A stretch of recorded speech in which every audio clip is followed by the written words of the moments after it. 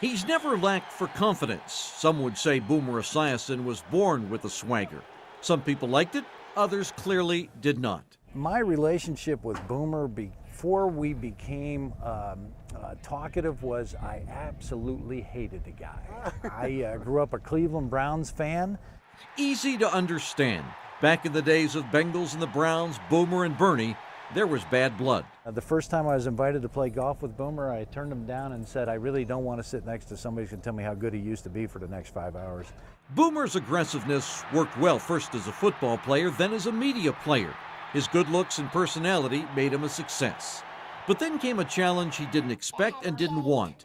His firstborn, Gunnar, was cute and happy and smart and had cystic fibrosis. The toughest things that I had to deal with, here I am as this professional athlete, my body has taken me to levels that very few people are able to achieve, and then lo and behold, I pass on a defective gene to my son. That's what Boomer shared with me back in 1994. He called CF a ticking time bomb. There was fear, anger, and uncertainty, but also a committed determination to beat it, not just for Gunnar, but for every CF victim.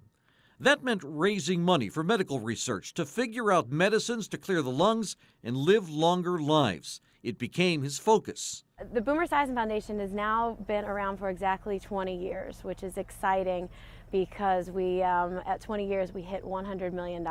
It's that effort that brought us this week to Elk Creek Hunt Club in Owenton. They shoot skeet and trap and sporting clays down this way.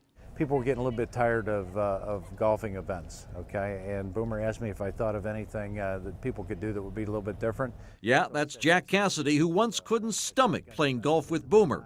Oh. But he liked the cause and he liked shooting. And so for 15 years now, pros and amateurs have competed in Owenton.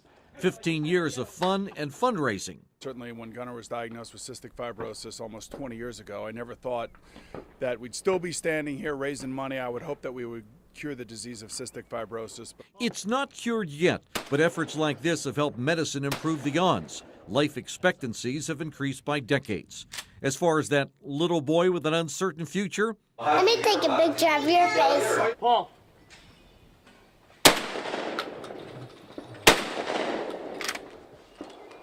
That's how they do it in the pros. he's now a big boy, a recent college graduate. I mean, my dad and I are best friends. We do everything together, especially this. We do a lot of events like this throughout the country. Back when we first met Gunnar, a scrapbook talked about him growing up. Okay. Goes in like that. All right, It's nice to report that he has, though his fight continues, and so does his dad. To see the impact that Boomer and the people in his foundation have had, it's really great, because it's one thing to work on something, it's a whole other thing to make progress.